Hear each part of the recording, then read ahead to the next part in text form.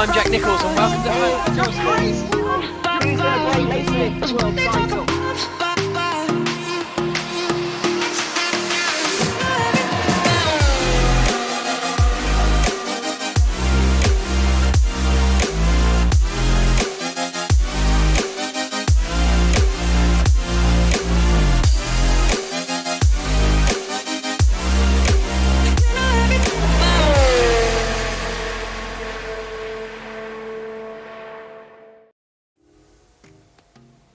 High drama in the high banks and dusty dunes of Netherlands' Zandvoort. A bad day for Burst was an excellent one for BS Williams and their 2015 world champion Petter Berliak, who took top honours at the Dutch Grand Prix, cementing his 16th Grand Prix victory and 40th visit to a world championship podium. We now head to a race circuit where Berliak was victorious last season for a second win of 2020, the home of British motorsport at Silverstone. Not just the home of British motorsport though, but of World Championship racing in general. A stronger staple of our sport I think you will struggle to find. It's a track that's loved by many for its fast-flowing technical complexity and raceability, especially when it comes to strategy. Our season continues then, round 5 of the Formula Sim Racing World Championship. It's time for the British Grand Prix, brought to you by Masita Esports, 3D Rap, SimLab and The Race. As always in the booth, I'm Lewis McGlade, and alongside me, Ewan O'Leary. Yeah, good afternoon, Lewis. Good afternoon to everybody watching on at home as well. Very, very excited to be in the commentary box once again for this race. It's a fantastic circuit. Absolutely love driving around Silverstone, and I absolutely love watching races around here as well because of the elements you just mentioned there. The racing action that we see often around here is brilliant, and the strategic options available to these guys are brilliant as well. This is how we stand in the championship as we come into round 5 of our championship. It's Michi Hoyer who's leading by 17 points ahead of Jurni Simoncic and Petter Berliak, who got his first win of the season last time out. Alex Siebel in 4th, with Dennis Jordan in 5th, who took his second ever FSR World Championship podium, with a 3rd place last time out in Holland. But yeah, it's still very, very close indeed, and very, very interesting to see how Michi Hoyer picks himself up from a very emotional defeat and kind of DNF from the Netherlands Grand Prix, I guess, at Zandvoort. It was really disappointing for him. Very, very disappointed, of course, with how things panned out in the end. But hopefully we'll see how he bounces back tonight, and hopefully he can continue on the momentum he had after the first 3 rounds and not let the last one get him down too much.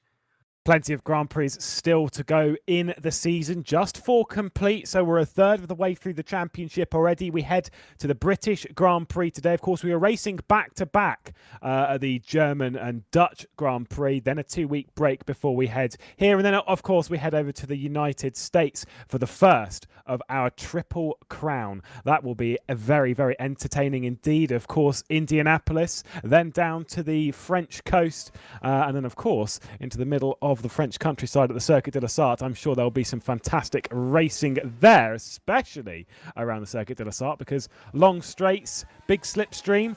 Oh, we're going to see a very spicy one there indeed. Qualifying currently underway for the British Grand Prix. Janus Brakshock the first one to set a time, instantly deposed by Danny van der Neet. I'm pretty sure the colours are back on the NetRex as our standard. It was black and red last time out, courtesy of an honorary livery in the hands of Alessio Campus to give their honours out to the proud NetRex driver back in the day. Unfortunately, he passed away last year. Back to things, though, with their standard black and green. Alex Siebel and Dennis Jordan up there in first and third. They are driving an Evolution. I'm pretty sure, not 100% sure, but I'm pretty sure it'll be their last time driving in the Evolution livery. Of course, for those of you that caught the news in SimRacing, they, they're still, I guess, part of Evolution because it's their team, but they've departed the likes of Burst and that sort of partnership, in a sense, to go to Red Bull Racing eSports. So a pretty big move.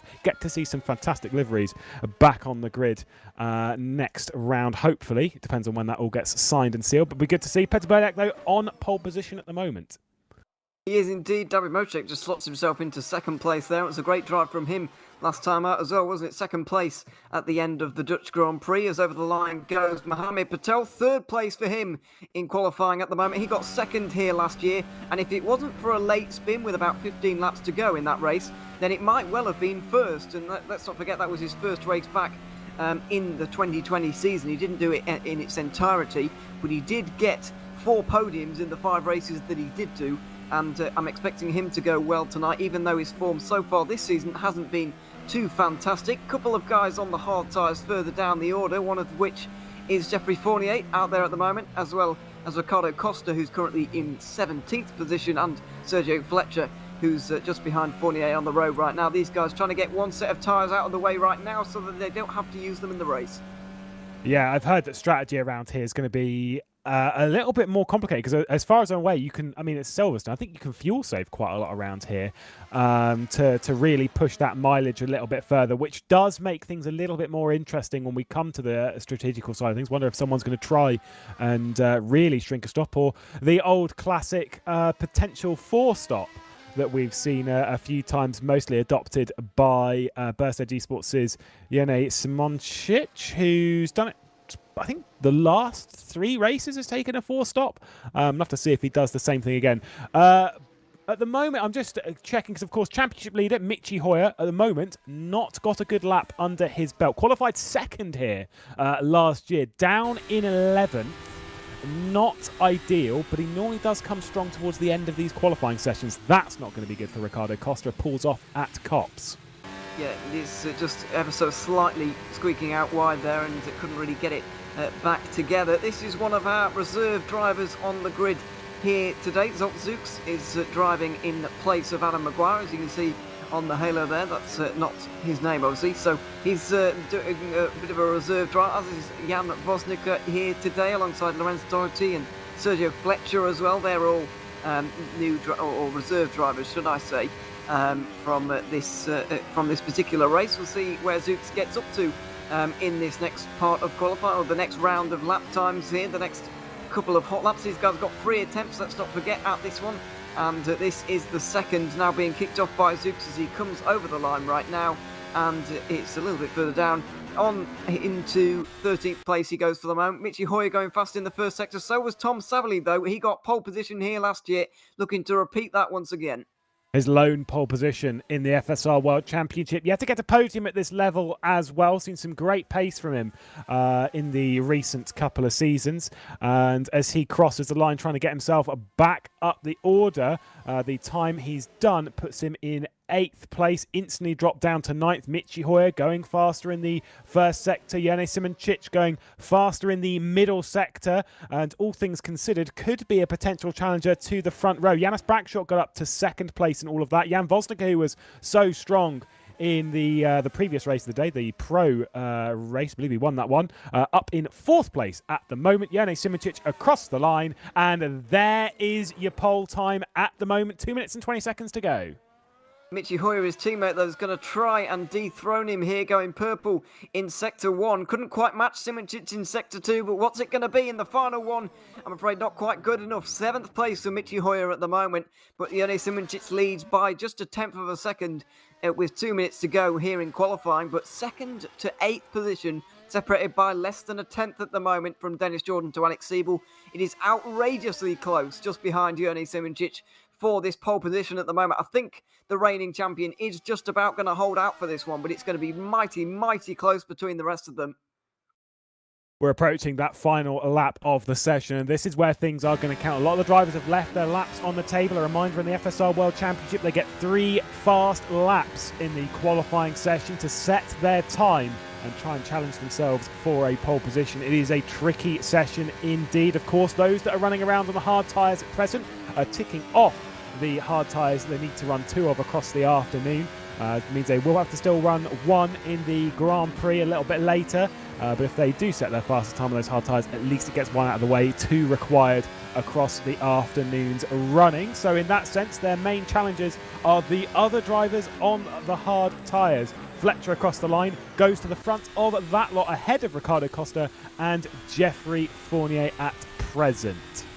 Yeah, these guys just kind of battling out for 19th place, it looks like, at the moment, because they're not really able to do much more with the tyre situation they are at the moment. The delta between the 2 tyres, as you can see, quite big right now. Over a second between the back of the soft tyre runners and the front of the hard tyre runners, although that's just been changed ever so slightly by Ricardo Costa, who's got to just 1.5 seconds behind Simoncic. Still not going to yield him very much in terms of lap time and position, though. As we tick down the seconds right now, you can see on the track map right now, everybody just crossing the line right now. So it's going to be a very frantic ending to this session. Keep an eye on the left-hand side of your screens to see any purple sectors and see where the likely pole sitter is going to come from. I think Simoncic is going to hold out, but he's certainly going to be challenged by a few of these guys.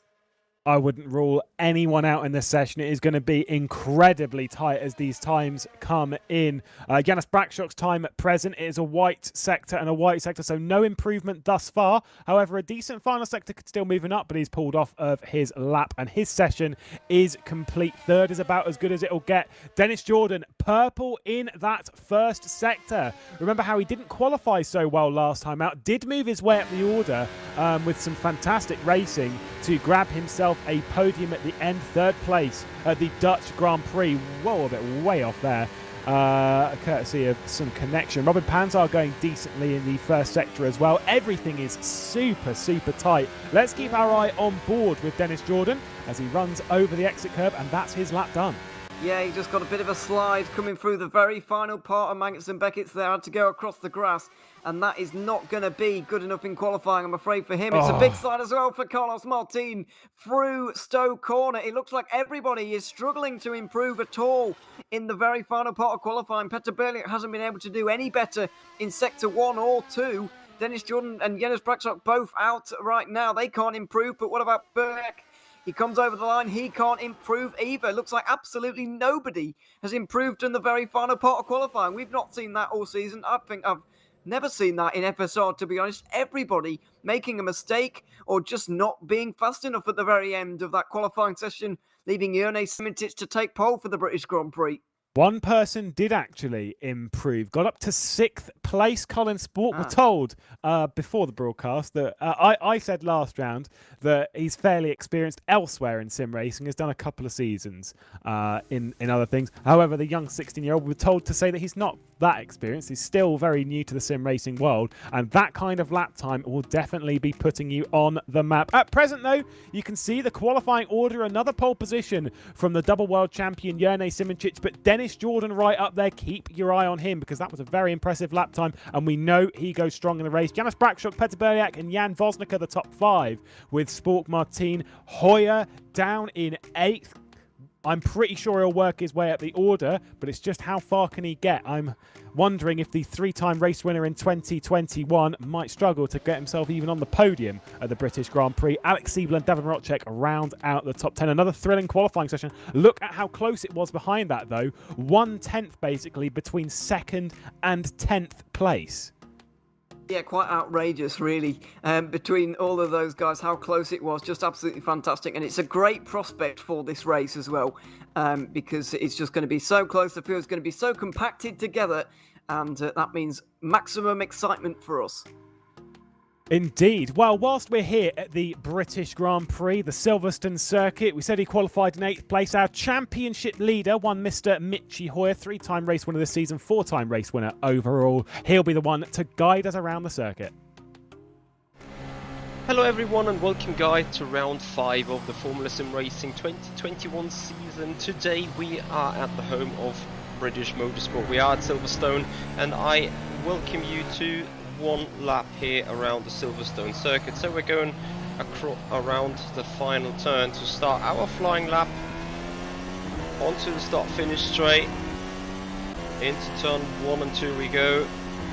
Flat out right and left hander. Flat out at all times, and then first heavy braking zone into turn 3. Hairpin to the right. Immediately change to the left because there is another hairpin, and then traction, traction, traction. Through turn 5, flat out whatsoever, back on Wellington straight. Heading towards turn 6, Brooklands and Luffield. Laid on the brakes, turn in, come towards the inside of the curb, then a classic tight, wide, tight corner here through Luffield and onto the former start finish straight. Turn 9, Cops corner, slight lift in 6th gear, and then a short sprint up to Mackett's, Backett's and Chapel. Here the car needs to be set up with good direction changes. Loads of rear instability required as we go over the bumps out of Chapel onto the hangar straight. Perhaps beside Wellington straight, the best overtaking spot. Short tap of brakes for Cops corner, turn 15. And then for the final time into Club 16-17. Chicane. Car wants to brake out on the exit here of 17 through 18 and across the line. That is one lap, guys, around the Silverstone circuit, and now you guys will enjoy intense racing when drivers battle it out for the victories.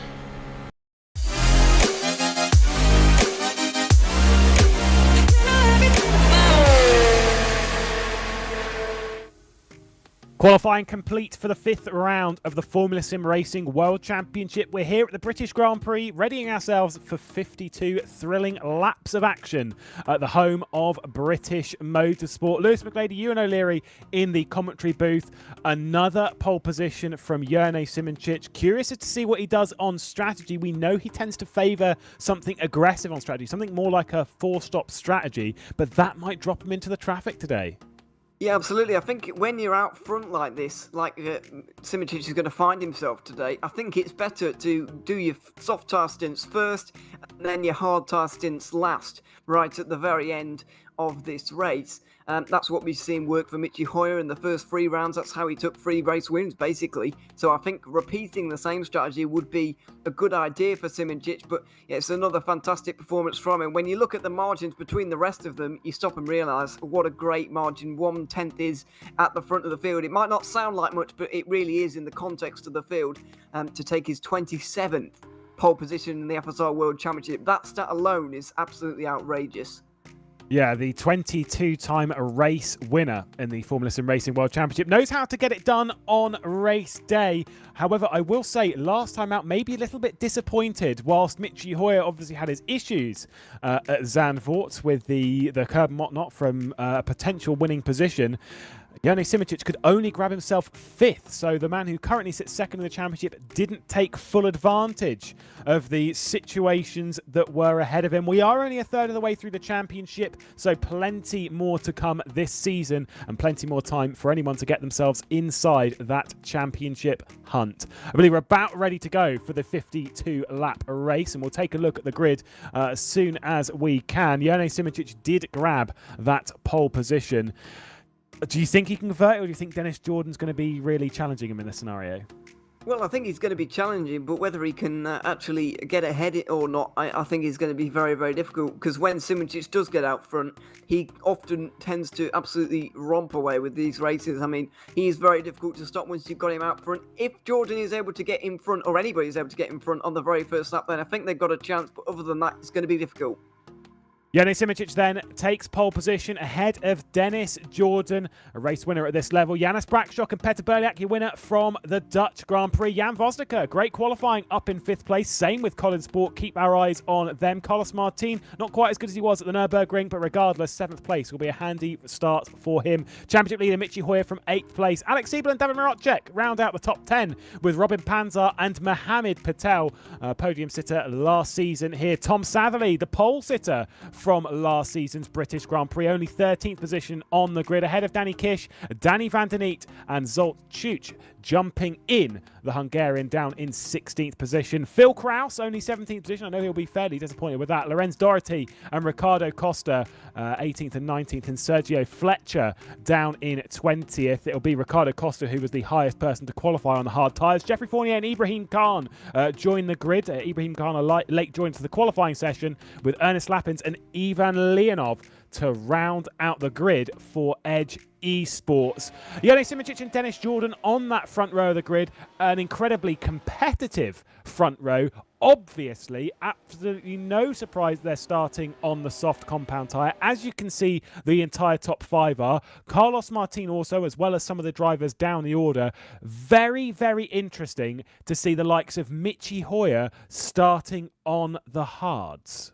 Yeah, I feel like every week we do this, I feel like the number of hard tyre runners generally increases and the soft tyre runners decreases, because you realise that when you're in the traffic, you can't really use those soft tyres, because, you know, if you're like David Marotchek or Robin Panzar, if you're kind of in that midfield, or Mohamed Patel maybe, you know, you're just not going to be able to use soft tyres in any way. They're just not going to be very useful to you. So put some hards while you're in the traffic off of the start, and then it can benefit you a little bit later on. When it's more spread out, you're more likely to be able to use the pace of those soft tyres to make some overtakes and make some pace out of this. But no surprise at all to see the top 5 going for this. This is the strategy that we often see work out. As I mentioned, though, very, very important for Dennis Jordan to get in front of Jone Simicic, I think, on this opening lap. How many times have we seen him lead almost every lap of these races and convert a pole position into a race victory? I've lost count at this point. He's just an absolute machine in situations like this. So if Dennis Jordan can just get in front on the opening lap to kind of disrupt his day a little bit, then he's got a much better chance of winning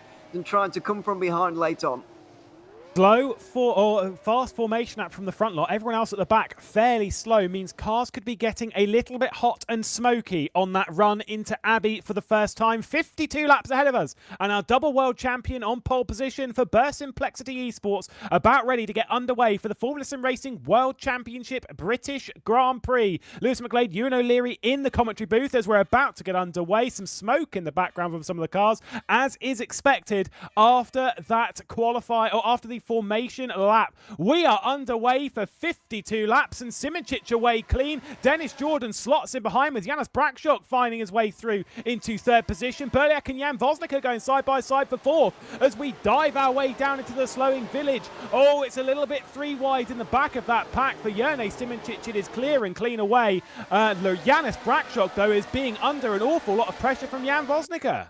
Yeah, he is indeed having to do a lot of defending, and even Dennis Jordan having to defend down into Brooklands right now, as Hoyer looking down the inside, maybe Alex Siebel as well looking to make a few moves side by side a little bit further back on the outside line. It is Michi Hoyer at the moment from Colin Spork, who's trying to get that position back. Let's not forget, he was overtaken through the very first corners by Michi Hoyer, but he's retaken 7th place as they go side by side towards Copse. Hoyer on the outside line through this corner. It's going to be very difficult for him to make the move there. He slots in for now. Alex Siebel had so much overspeed in that scenario, was trying to get involved with all of that, and Colin Spork still defending the way from the championship leader Michi Hoyer in the middle of this pack. Robin Panzar currently on your screen with Mohamed Patel, a previous world champion, behind, trying to apply pressure to the Burst duo ahead, as David Marotchek's looking a little bit slow at the moment, and Robin Panzar looking for a potential move into Stowe Corner. No way through at present, and Jone Simicic going to be leading your first lap. I believe some things in the towel, by the way, might be a little bit wrong, because Jan Vosnicker, it was showing that he's driving for Netrex. He is not. He is in a ghost speed this afternoon, so the green is a little bit misleading in that scenario.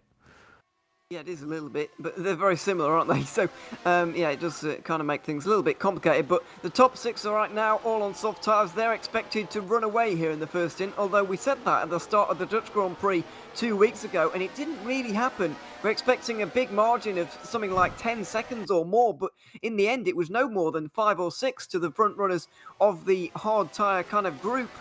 In that race. So we'll see if a similar thing happens here as we do get a replay now of Ernest Lappins, who's weaving around through the final corner, smoking quite heavily as well. I wonder what this is all about. It's a big tank slapper coming through turn 1 into the wall, and it's a very short-lived British Grand Prix for him, I'm afraid. Yeah, we were taking the mick of broadcast director Cameron Rodger, who had a bit of an incident running up the hill through Farm Curve. That one at Abbey, though, big snap, and away he's gone. And Ernest Lappins out of the race. Cameron Rodger did not do so. He didn't retire from the race. He kept going in the pro race just before this, so at least there's power to that. At the moment, Yannick Simičić is doing what he can to try and pull away from Dennis Jordan behind and Jan Vosnicker on that podium. I think the soft tyres, they may pull away for a few laps. We focus on the battle for 7th place, especially whilst Colin Spork is heading the rest of the field on the hard tyres. They may run away for a bit, but we know those soft tyres do tend to drop off a little bit deeper into the run. So they may end up coming back towards the hard tyre outfit. For Michi Hoyer, how important is it for him to get by Colin Spork ASAP? I think it's really, really important for him to get through at the moment because, you know, as we mentioned it earlier on, Spork not quite as pacey as Hoyer, I would argue, at this stage. So as we're seeing another incident here with Ibrahim Khan involved side by side through Aintree, a big slide, an overcorrection, and at turn 5 he's going to have to spin back around, go over the grass and get back going again. He's 22nd on the road right now after that issue on the opening few laps. But yeah, I think Hoyer's going to really want to get through right now if he wants to try and challenge any of the top 6 really for a position late on in this race. He's really going to need to get through on Colin Spork here. Is he going to try and do it on the circuit and maybe risk everything to try and do that, or is he going to play a bit of a strategy game, maybe undercutting early just to get himself out of this traffic? But the danger he has in that is catching the back of the crocodile and getting involved with everybody's traffic. So he's in a real minefield at the moment. Yeah, I think he may run a strategy of running these tyres not very long, jumping in, getting on some softs and just trying to do a bit of damage limitation from his current qualifying position. Have to wait and see on that one.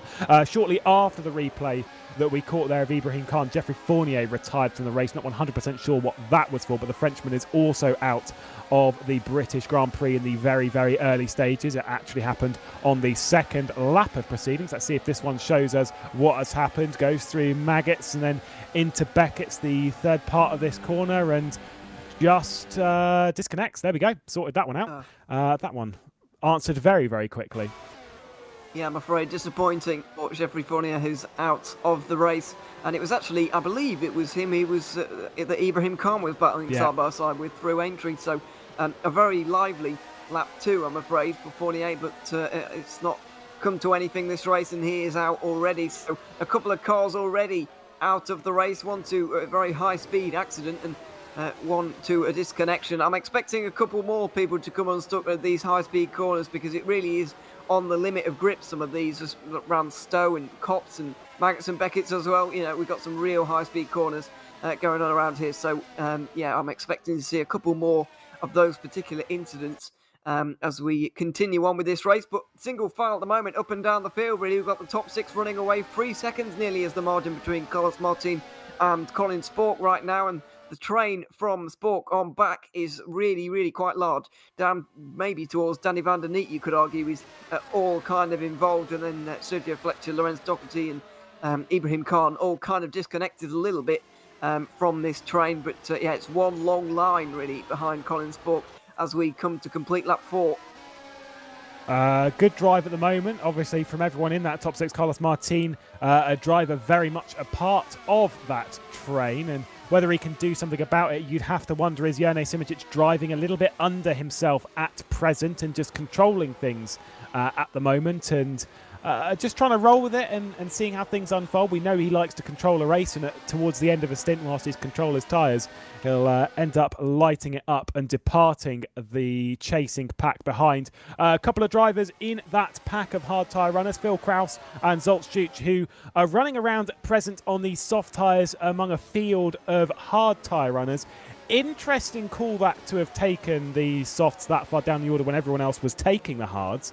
Not 100% how that one's going to work out, because you were saying this earlier that if they take the soft tyres and they're buried in the pack, well, they can't make progress. They can't take advantage of the soft tyres. Yeah, this is a prime example of what I'm really meant by that, is that they've got nowhere to go. Just look at him right now behind Danny Kish. We're watching Phil Kraus at the moment, and there's limited places where you can get through in an overtake and you can see right now, even though he's got the tyre advantage, we know it's a second and a half maybe for these guys in terms of the delta, but there's just no way Kraus can get through. He's not even close enough, not even threatening going in to Stowe Corner. It's not really any fault of his own, it's just the way it is at the moment, and it's just no way he can go through unless he goes for an outrageous dive bomb somewhere. It's going to be very, very difficult for him to get through, and as you said, he's wasting his soft tyres here, where Danny Kish is stuck in the same traffic basically, but he's getting one of his hard tyre stints out of the way, and that's the advantage that he's got. The problem is going to come a little bit later on, really, when Kish has to come through the field on soft tyres, but he's going to have to cross that bridge when he comes to it. Phil Kraus is going to be doing a lot of defending a little bit later on if he can't make a little bit more progress up the field. Yeah, I kind of think that it might be a long afternoon for Kraus and for Zoltstuch. Everyone else may be in for a decent event towards the end. We'll have to wait and see with these hard tyres. We've not seen this strategy work out too well. Reminder that the race victories have come from, obviously, when they start higher up the order, it's a bit easier to do this, but has been a soft, hard strategy that's ended up being the winning strategy this season. Of course, 3 times for Michi Hoyer and then 1 time for Petr Beliak in the previous Grand Prix.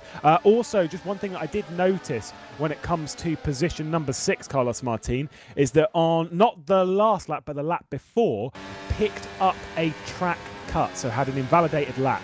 Now, the thing is with this is not necessarily something that we're too worried about at the moment. However, after 52 laps of a British Grand Prix around Silverstone, where it's quite easy to blast over track limits, pick yourself up a few warnings and get yourself a drive-through penalty, drivers need to be careful. They do have a fair amount of excursions they can take. It is 5 warnings, and then the final one is a drive-through penalty, so on the 6th. It's a drive-through, so that's quite a few, but you can quite easily pick up a couple in one lap. Yeah, exactly. When the corners come at you so quickly and they're so high speed around here, it can be very, very difficult because the margins are so fine between getting it wrong and getting it right. So just going over the mark ever so slightly can be very, very easy. And as you mentioned, you can rack up penalties or warnings at least quite quickly. And hopefully these guys are going to be avoiding that as we are battling a little bit further down between Sergio Fletcher and Lorenz Doherty. This is, I believe, Doherty getting... Oh, no, it was an attempt at getting through, but a spin coming onto the main straight. Hits the wall, and that's a wheel, I'm afraid. He is out, and our 3rd driver out of the British Grand Prix with not even 10 laps gone. We're seeing quite a high attrition rate, just losing in the back end coming out of the final corner. And once the car begins to skip away from you at that point, there goes past the point where it's no longer recoverable. Yeah, it's the nature of Silverstone. It's a circuit with such high speed that it can really it bites, and when it does, either you're in a high-speed section where the only thing to greet you is grass, and then eventually a barrier, or eventually just a barrier anyway with no grass between you. So in that scenario, not ideal. And out of the race, Lorenz Doherty, of course, Jeffrey Fournier and Ernest Lapin's also on the retirement list at the moment. 1.2 second lead from the Slovenian at present. Simoncic and Jordan, a decent gap now opening up between them. Jan Vosnica, a driver who has impressed on various occasions. Remind us back to the Indy Pro Championship where had a few good drives. I remember specifically Sebring, he did really, really well there. A driver with growing talent, certainly one to keep an eye on across the FSR contingent in general, of course, more so in Pro, but for at least for this race in the World Championship, a driver who is seeming fairly comfortable on the World Championship grid. Yeah, just for the moment, it's looking pretty good as we're looking from the back of Jan Vosdika at the moment. Still single file out front from these 6 drivers. 1.2 seconds the leading gap between Simoncic and Dennis Jordan. And just Simoncic edging away slightly. It's not big margins at this point, but it's just a edging out of the gap, just eking it out slightly as Mohammed Patel hit second place last year at the British Grand Prix, but mired in traffic at the moment, not even inside the points, but he's at least using up one of his hard tyre stints, which is good news for him. The gap between Colin Spork and Carlos Martin is nearly 6 seconds at this point, so it is continuing to grow, but we can't be that far away from pit stops right now. I'd imagine they'll be coming sooner rather than later if you want to go for an undercut. Obviously, the window will be quite big for that, so I guess maybe from now you can make it to the end on 2 more stops, and if you're doing a 4-stop race in this one, then maybe you can actually, well, you will be able to pit now because fuel's not really an issue for you. So yeah, it'll be interesting to see who blinks first and who at least attempts to go into pit lane first. Sergio Fletcher looks like he has further down, but when's Mitchie Hoyer going to come in? That's the thing I'm most interested to see. Is he going to take a big gamble in this one or not? I think it kind of has to. If he wants to get anything out of the Grand Prix today, now is the time to do so. I'll give you a little bit of a time differential between the front 6 pulling away from the rest of the field, obviously on those soft tyres. They're all running in the fairly low 1 minute 30s. 1 minute 30.1 for your race leader, 0.2s for everyone else with the exception of Peter Berliak and Carlos Martin. Berliak did a 30.3, Carlos Martin did a 30.1 and a personal best lap of the race. The chasing pack, Colin Spork, obviously the cork in the bottle, so to speak, in that one. At the moment, a 30.9, running very, very close to his personal best lap of the race, his personal best being a 30.8. So running very, very close, just setting very, very consistent laps at the moment is Spork, and everything running to schedule. And so I don't think he's panicking necessarily at the moment. And I wonder if, knowing the difference, Mitchie Hoyer isn't either.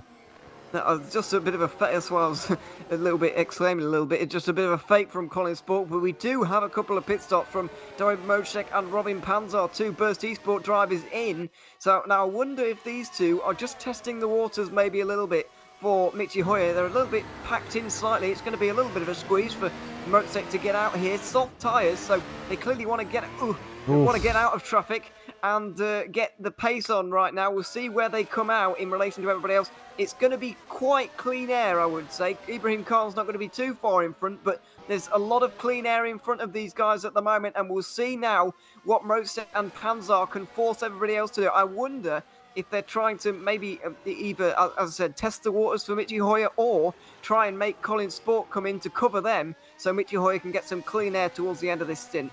Could be the trademarked Burst Esports 4-stop strategy. Seen them work that one out a few times. Of course, that pit lane was pretty close. Wasn't quite as close as if you remember back a couple of weeks ago to the previous round at the Dutch Grand Prix when Jone Simoncic came into the pit lane and found that he was sharing the same box as Peter Berliak and made contact in the box itself. A little bit careless, in my opinion, from Jone Simoncic, but regardless, was able to continue on to 5th place, and of course Peter Berliak ended up winning that Grand Prix. Does anyone else bite from this pack then? All of the drivers on the soft tyres continuing. Colin Spork does bail into the pit lane. No one else goes with him though, so we saw those 2 bursts come in behind and thought that now was the time. Yeah, exactly. I feel like Mitchie Hoyer was on a strategy to do whatever Spork didn't do on that particular occasion, because he did pull to the right-hand side there, but ducked out of it at the very last moment. Spork puts on some soft tyres, though, presumably to cover from Mojcek and Panzar, and now we'll see where Ibrahim Khan is in all of this. He's not particularly important in terms of where this race is going to pan out, because he's unfortunately had quite a bad start to it, but he could play a factor in the traffic. He gets in front of Spork, but what about Mojcek? Mojcek gets through. Does he? Yes, he does. He slots in between the 2 Burst Esports cars, does Colin Spork. So Robin Panzar is behind, but David Mojcek is in front, and he started a good few cars behind Colin Spork. So big undercut around here. The high-speed corners of Silverstone clearly playing into the hands of those willing to go on the undercut.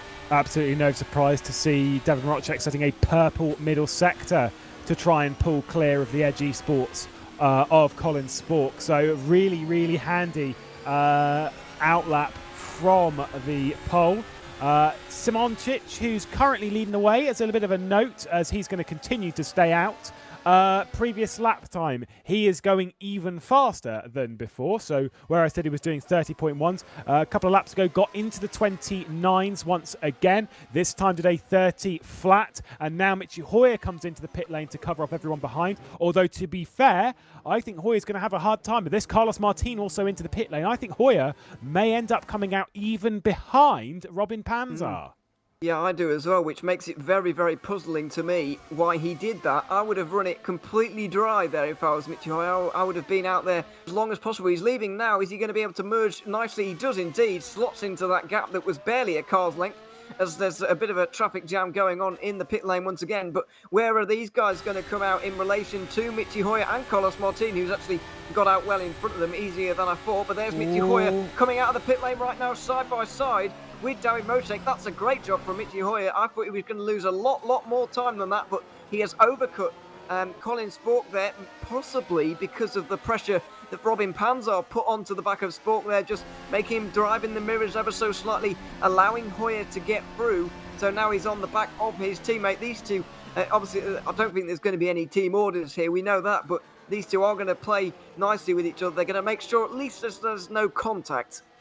Rotchek's at the fastest lap of the race in the previous one, a 29.599. Obviously, they've just caught up to the back of Ibrahim Khan as well for good measure. Really important in-lap there from old Michael Hoyer as he headed to pit lane. I wonder if he took less fuel, though. I do wonder if he took less fuel to try and negate some of the time lost. Also into the pit lane then, Jan Vosnica and Janis Brakshok as well from that lead group. So Simoncic, Jordan and Petter Berliak at the moment leading the way as a trio, as everyone else also departing their way to pit lane. Is Ibrahim Khan going to do so from this group? No, he is not. So he's sat in front of David Marocek. Means that Marocek has to do the hard work to get by. Yeah, that's really frustrating for Rodger. Actually, he really would have liked Khan to come into the pit lane there and just get out of his way. But obviously, he's got every right to stay out there and defend his position. This is a positional battle, even though these guys won't converge on the strategy later on. Here he goes, though, into turn 3 on the brakes. David Mocek looks like he's going to get this one done easily, although Khan hangs it around the outside through turn 3 to get the inside for turn 4. Michi Hoyer wants a piece of this as well, running around the outside of entry. We've seen how this can go wrong in the past for Ibrahim Khan, no less. And there's a little bit of contact between the two of them. Hoyer gets through on the outside line. He just covers to defend into Brooklands, and he does indeed get into 12th place, but that was a little bit nerve-wracking for the championship leader. Yeah, if I was Ibra, maybe should have lifted out in that scenario. Just, I mean, they're side by side, so I guess, fair enough, all's fair enough and more and all that. But yeah, playing a little bit of risk there, and obviously you said that as much as they're battling for position, they are way different in strategy. Hoyer with a pit stop over. I'm not saying he should have pulled out of the way, but maybe once Hoyer was alongside to at least call it there in that scenario. But either way, managed to continue on, and Hoyer might have got a little bit of damage from that because it was a fair hit from Khan on the side, but alas, managed to keep going in the scenario, so I guess it's all well and good. Mohammed Patel and Dennis Jordan also into the pit lane, as is Phil Kraus. So Berliak and Simoncic leading the way at present. Kraus, Leonov as well into the pit lane. There's Dennis Jordan out of the pit lane, and is he going to stay ahead of Janis Brakshok? It's going to be tight. I wonder if Brakshok's going to go for a dive. He's on the softer tyre. Not yet. I believe Brakshok took a little bit less fuel here, because if you look at where Jan Vosnik has come out, I know he's on the hard tyres, but that's only a lap out there for these guys, and Brakshok has got a good 2 or 3 seconds there, so I believe Brakshok might have taken a little bit less fuel as Jordan goes a little bit defensive going into Brooklands. Outside line for Brakshok. He's been forced there by the German in front, but there's no way around at the moment for the Hungarian. He just stays behind as they come off of Luffield right now. It's a good exit for Jordan, and he's got his tyres up to temperature. He's got used to those hard tyres just a little bit now, so he'll be able to defend his position for the moment. But Brakshok's going to be very eager to get past. It's absolutely crucial for his race that he does. Yeah, it's now or never at the moment, because, as I say, every lap that he's behind, he's just going to lose more and more time. Whilst lap times coming in, A purple first sector from Hoya Simoncic into the pit lane, as is Petar Berliak as well. So plenty of stuff happening from that top lot. No doubt to see them coming in now. We're getting the idea of where the tank can go. Was wondering if it could maybe potentially reach a 15th lap. Alas, not the case. So all diving into the pit lane. And we can confirm this week that Simoncic and Berliak are not sharing the same pit box. So they're fine to continue and no contact in the pit lane for the second consecutive round. Well, despite having a big lead there, Simoncic has gone for the soft tyres once again, whereas those behind have gone for something a little bit different. Berliak goes out in front of behind Voznica there by quite a way, actually, on the hard compound tyres. So that's a fairly long stop, really, from Berliak, or he's just been undercut in a big way. Yeah, it's a pretty big moment, really, for Berliak. Inadvertently as well, Dennis Jordan is really helping out Simoncic, because Jordan's on the hard compound tyres, Simoncic on the softs, and so the reigning champion is just going to run away at this point, if Braxock and Martin can't quite get through for the moment, which I'm presuming they can't. So this is all playing into the hands of the two-time champion, looking very, very good right now. We said it at the start of the day, if he's allowed to get out front and have it his own way, he's going to be very, very difficult to stop. P11, P12, Mohammed Patel and Alex Siebel. We're riding on board with Alex Siebel in this scenario. There is Mohammed Patel. They were side by side off of Lovefield and now running through Copse Corner. There was a little bit of a brush between the two drivers. Not too bad in the sort of grand scheme of things, but a brush nonetheless. Some hard racing. Siebel ahead of Patel. We're now going to try and set his sights on Robin Panzar at the moment, who's currently within the points. Colin Spork, the main person in that scenario through the pit stop sequence, has really not worked out. Obviously lost a couple of positions, now down in 9th spot after running around in 7th. So only lost a couple, but yeah, dropping back into the thick end of things. Of course, he is on the soft tyres now, so maybe can make something work in this scenario. Ricardo Costa out of the race, no rear left wheel. What has happened to Costa? This is coming down towards Stowe, and that's where the issue has happened. I wonder if he just loses it on the brakes. Oh no. Oh no. Well, that's not a good sight, is it?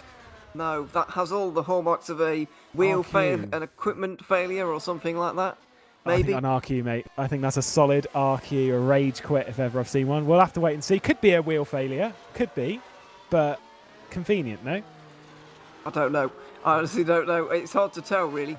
Yeah, I guess we'll find out afterwards from the man himself, to be honest, because we've got no idea. We've got our theories, but yeah, I don't know what that was really. Yeah, in the race at the moment, Cameron's just bringing up a good point to us. Behind the cameras, by the way, is Cam.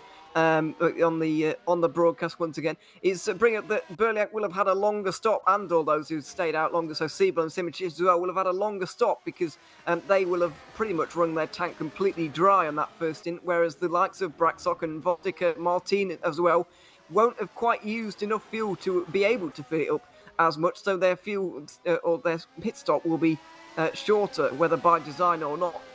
It will just be a little bit shorter than that of Berliak, which is why he's come out in 6th place. Add that to the undercut effect as well, which is why we see him so far down. As Jordan goes onto the grass through turn 1, goes defensive into 3, because Braxock is piling on the pressure right now. Yeah, that was a costly mistake from the German, just pushing it a little bit too wide to Abbey. It's an exceptionally fast corner, and yeah, it just ran wide, got lodged on the curbing on the exit. Didn't lose out too much though. Janis Braxock wasn't able to take advantage in the scenario, but I will tell you, previous lap of the race, 1.3 seconds faster than this group. Janis Simoncic, fastest lap of the race, a 29.0.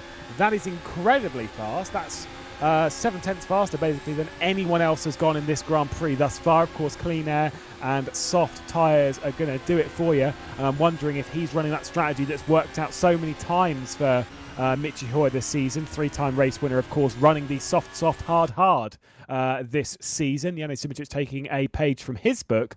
Finally qualifying quite well this season, because I don't think any of the previous races has particularly gone the way of Simoncic, if I remember correctly, in qualifying.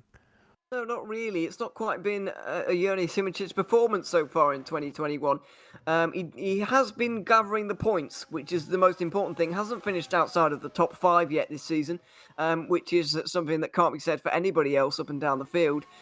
So he's been very consistent, but he hasn't been able to get a pole, hasn't been able to get a race win either, as we're watching Phil Kraus now come up towards Stowe. Now, where's it going to go wrong for him? Just a big slide, a big tank slapper, and a huge accident going through Cobb's corner. That is not nice to see. Phil Kraus out of the race, and it might be a blessing in disguise for him, because it looked like it would have been a pretty frustrating evening for him if it was to continue. But yeah, a big moment, a big off in a big way, and I'm afraid that is another retirement for Phil Kraus. Yeah, the strategy I don't think was going to work out for the American as things were standing, based on the soft tyre runnings in the early stage and just being held back by all the hard tyre runners after a not ideal qualifying. Probably should have taken the hard tyres over that first stint, but either way, a costly mistake. Copse Corner, a very, very high-speed commitment. Probably one of the ones that we're expecting to see more of the off-track excursions than most of the other corners on the circuit, courtesy of its flat exit.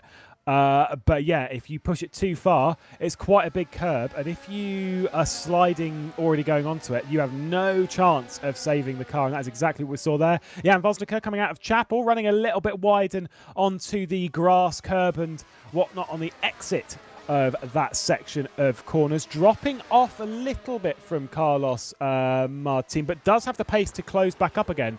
Not because Janis Brakshock and Carlos Martin are slow on the softs, more so because Dennis Jordan is under a lot of pressure and is losing an awful lot of time. This could be the chance for Vosnicker and Berliak to get back into the mix of things up here, which would be incredibly costly to Janis Brakshock and Carlos Martin on those soft tyres. Yeah, they're going to get eaten alive later on in the race if that does indeed transpire. It's really the pace of Dennis Jordan which is making these guys catch up again, and it's really quite difficult for Brakshock and Martin to get through as well, because we believe anyway that Jordan is running a little bit lower wings than the two behinds, which is making it quite difficult for those guys to actually overtake. Either way, no matter what the wings are, it's difficult to overtake around here as things stand, even with the tyre advantage. Brakshock's not been able to do it for the moment, and it's also helping Joni Simicic right out front at the moment. We may look back at this stint and figure out that this is the one where he won the race. It's a long way to go still, over 30 laps left in this one, but he's got a really big margin at the moment. Dennis Jordan has got a lot of work to do to try and catch this back up. This is very, very classic Joni Simicic, where he will sit at the front of the train for a bit, and then at one point we'll just be like, right, I'm going to clear out now. See you, lads. How many times did we see that in the... I'd say we saw it a lot in 2020. We saw it an awful lot in the 2019 World Championship as well, especially when he would basically just play with everyone and then clear off into the sunset just when the opportunity suited him. I think he won 5 races from the start of that season. It was an incredible, impressive run from Simicic in 2019. Of course, the champion as well in 2020 as well. As much as he's not had the ideal start to the season, you'd be a fool to rule him out of 2021 as well. But you never know. The championship is incredibly tight, and especially with our championship leader, Michi Hoyer, being down the order, you never know how things are going to unfold. The focus at the moment, Mohamed Patel, still on the back of Alex Siebel. Saw those two battling it out very, very close earlier in the race. They've got Robin Panzar directly ahead on the soft tyres. Curious that Panzar's not been able to pull away on those soft tyres from the two chasing hard tyre runners. Yeah, especially when you think about when he came out, he was right behind David Moshek, and you look at where the Polish driver is right now, way up the road compared to where Panzar is. So I'm afraid it's not quite worked out in the second stint of the race for Panzar. And Siebel and Patel are now on his case trying to get through. It's been a very long first stint from Siebel. He'll be a factor later on, but he's going to be kind of one of those stealthy Alex Siebel races, isn't it, really, where he just doesn't really perform well. I'll say doesn't really perform very well, but you know, he just kind of quietly makes his way around, and then towards the end, suddenly he's right up there inside the top 5, and you wonder how he got there. So yeah, it's one of those kind of classic Alex Siebel races where you can't see him getting on the podium, or he might struggle to get inside the top 5 at this point, but it's a solid and considered race so far from Siebel. He'll be putting 2 sets of softs on a little bit later, maybe even 3 sets if he goes for a 4-stop strategy like he did back at the Nürburgring a few weeks ago. So Yeah, we'll see which one he decides to go for, but he's going to be a little bit faster, a little bit later on. Kind of happy to sit where he is for right now. Yeah, Seabor's an exceptionally consistent driver. I'd argue more consistent than Dennis Jordan. Dennis Jordan has those flashes of fantastical results of, taking race victories and podiums and whatnot. But where he will finish first or second, he'll then finish sixth or seventh, which is still a great result, mind. But then Alex Seaborg, look at the start of his season so far this season. Yes, he had the 8th place last round at the Netherlands, did not work out, and where was his teammate on that day on the podium? The 3 races before that, all of them 4th places. He was second on the road at the German Grand Prix, of course, but then obviously was knocked from that from the 2nd place courtesy of an issue in the arena section, dropped down to 4th place in the arena. So that's what made the 3 consecutive 4th place finishes. He's had 2 podiums at the World Championship so far in his World Championship career, which is only 2 seasons long. Obviously, well experienced everywhere else in sim racing. Has had 10 top 5 finishes, which at this level is pretty impressive. Remember also in the Indy Pro Championship where he was in the top 10 in every single race and ended up 3rd in the championship. A driver of great consistency. Could definitely see him playing the long game and working his way up the order, even though he's outside of the points at present. Carlos Martin still battling it out to get onto the podium. Again, impressive drive thus far, but these kind of things can unfold very, very quickly. And whilst he is running in 4th place at the moment, same with Janis Brakshock in 3rd, I don't think this is going to work out for them because Dennis Jordan is holding them back. And it's as important for Dennis Jordan to hold them back as it is for Janis Brakshock to get by Dennis Jordan right now. Yeah, absolutely. It's a win-win situation for Dennis Jordan at the moment, keeping those 2 behind. But Brakshock and Martin are having a very, very difficult time of it, and it's going to get more difficult a little bit later on as well. Partly because Mozek and Hoyer have also made their way on here. We saw that split between the top 6 and the rest of the field. In that first stint of the race where the top 6 were on soft tyres and running away from the rest. Well, Simitic has continued to do that, but the rest of them have kind of been a little bit slower and allowed those 2 to kind of bridge across the gap, which is not something we often see. When you're often behind in these races, you don't often get back to the front kind of train ever again. But Mozek and Hoyer have been able to do that. A little bit of a mistake for Hoyer through Maggots and Beckett's on an occasion, but he is now here. And he'll be able to play his way into the race from here now. I wonder if he's going to go for the hard tyres now at some point. I'm not entirely sure when he's going to go for them, or if he's going to go for an undercut. But the undercuts are now coming out. Brakshock and Martin had to come in, really. They were stuck behind Dennis Jordan. There was no other choice for them as Damien Mosek also comes in. We'll see what he does in this particular strategic call. Does he put on some more softs or does he go for the hards? It looks like hard compound tyres for Brakshock and Martin, and it looks like it might well be softs for Damien Mosek. Yeah, fairly early stops. Was expecting to go at least a couple of laps later. More so for Carlos Martin, who only did 10 laps on his soft tyres there. Thought he was going to go at least a couple of laps longer. We're expecting 13, 14 laps to be the main sort of amount they go for. Obviously, they're going to be trying to go for an undercut now in this scenario after that pit stop. Carlos Martin's gone onto the hard tyres, as is Janis Brakshock. Devin Rotchek again onto the soft, so he'll try and make some progress in this scenario. Really, really important for Michi Hoyer over that first pit stop sequence to have jumped Colin Spork to build that gap that you were talking about. But now, what does he do? Does he pit in early to try and counter the undercut? I almost think potentially he kind of has to, but then obviously we have to start thinking about how many pit stops to go until the end of the race, and so some people will be making the strategy backwards from this point. They all know what they're running anyway before they start the race, but some of the drivers might be changing that sort of in accordance with how things are unfolding. Yeah, I mean, there was 30 laps to go when those guys pitted, so it is feasible that those guys can go to the end now with just one more stop, but it's looking like a 4-stop may be more likely for the guys like Brakshock, Martin and Mozek. We'll have to wait and see, of course, but the problem they have with their plan right now is that it's not quite like the first stint anymore. The field is more spread out than it was earlier on, and so they're going to encounter traffic a lot more easily when they go for these alternate strategies. As Colin Sport goes on to that's his second soft tyre stint, so he's going to have to do one more hard before the end. Tom Savley also goes on to the soft compound tyres at the end of this one, and so that's going to be maybe one more hard stint for him a little bit later on. But he leaves the pit lane as well as Ivan Leonov, who also gets into the pit lane at the moment. But I think these undercuts are becoming a bit more of a problem, really, because of the way that the traffic is now working. You're having to kind of work your way through cars while on an undercut, and that doesn't tend to work out too often. I think Simicic will be pushing this fairly far, wondering when he'll come into the pit lane. I'm going to assume it's going to be more so towards the end of lap 28, maybe even 29, because obviously the formation lap, you use a bit of fuel on that, and so if he's taking it to the end of the tank, maybe he came in a lap earlier to sort of account for the formation lap, and so he can go an extra lap dependent on how his fuel consumption is at present. So maybe we'll go to 28-29, because his pace on those tyres towards the end of a stint, mighty impressive, was consistent 30s all the way through the previous run and has been doing so across this run as well. Michi Hoyer, we're currently on board with. No, we go back to David Marocek, as he is behind Carlos Martin. This is on the run into Copse Corner. See what happens here. Looks to the inside of the Spaniard. He's going to overdo it here, isn't he? Yep, and oh no, it wasn't too bad. It was on Danny Van Der Neat, actually. It's teammate. Oh, it was Van Der Neat. In that one, yeah. It was just one of the cars who's only made one stop so far in this race. As we've got some more pit stop. Mohamed Patel, Danny Kish, Michi Hoyer also in, as well as Robin Panzar as well. Here comes Michi Hoyer. Soft tyres for him again. He goes out behind Marocek, and that's a decent result for him, really.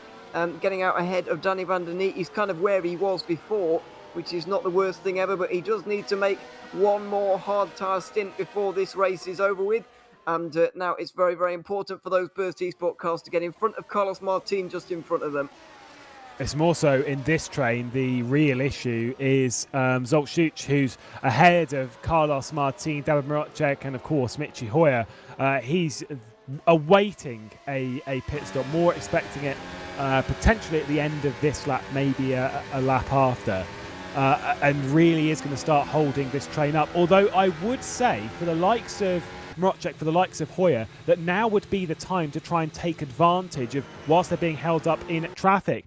Interesting, not going to the lap that I said about 28. Ioannis Simicic into the pit lane now, and I just caught on my screen, by the way, as much as he's caught it, Michi Hoyer just had a massive moment in the middle of Beckett. So pushing this car way over the limit at the moment to try and catch this group ahead.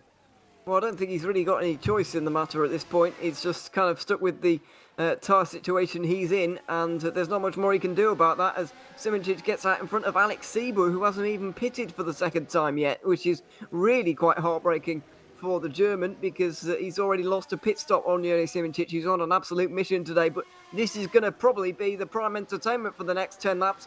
David Marocek and Michi Hoyer trying to get through on Carlos Martin. Like it was for Martin a few laps ago, it's very important for Marocek and Hoyer to get through on him right now, and we'll see if the Polish drummer is going to give it a go into Brooklands. He's going to get some big slipstream, maybe a dive down onto the left-hand side. He's a bit tentative on the entry to that turn. It was a little bit sketchy for a moment, trying to hang it round the outside through Luffield. Hoyer. And Michi Hoyer's trying to stick his nose in as well. He does. He gets down the inside and the exit of the corners. The two run side by side through Woodcote. Great opportunistic driving from the championship leader, and he looks like he's stolen 8th place away from his teammate side by side through Copse Corner. Marocek tries to hang it round the outside through that corner. Unbelievable respect between the two of them. They managed to keep it side by side, and Marocek holds on. That's unbelievable driving from the both of them, but especially Marocek to hold on to 8th place. Yeah, so close between the two. There's a bit of contact as they departed Copse Corner, and David Marocek just able to hang on to that scenario. Obviously, the outside line there can work out on occasion. Certainly did in this one. Very good from Michi Hoyer to try and take advantage of that scenario, and nearly worked out for him. Unfortunately, not at present. Into the pit lane, Dennis Jordan, Jan Vosnicker, and Alex Siebel as well. So Ioannis Simicic goes back up into second position. Petr Bejak currently leading the race at the moment, and Dennis Jordan is going to come out ahead of Janis Brakshok, and on the soft tyres, that could be important. Hoyer trying to go down the outside of Marocek this time. Inside for turn 4. Is this going to work between the two? And a bit more wheel banging between them as they go through Aintree again. This can get sketchy, but they've made it work. And Hoyer can't get through. This is extremely frustrating now. He's going to try again into Brooklands. Down the inside he goes. Can he hold it there? Mrocek again, still defending extremely well. And he holds on to 7th place as this is now the pit stops beginning to filter through. This is costing them time all in all. They need to focus on getting through on Martina Voznica, but they're not at the moment. Hoyer down the inside again into Kopp's corner. Mrocek cuts him off. No way through right now. Yeah, they're losing time, like you say. Jan Voznica out in front, Carlos Martin as well. And you get the feeling that Michi Hoyer at present is the faster of the two. No team orders at Burst, though, so they're allowing their drivers to race it out. We've seen that time and time again from the outfit over the last couple of years. Remember back to the Malaysian Grand Prix of 2020 and the fantastic duel between Michi Hoyer and Jone Simoncic for victory that day. And you can count them how many times there's been over the last sort of 15, 20 races that this lot have all battled out in outfit. And it's a fantastic thing to see. Mrocek, though, will be frustrating the German at present.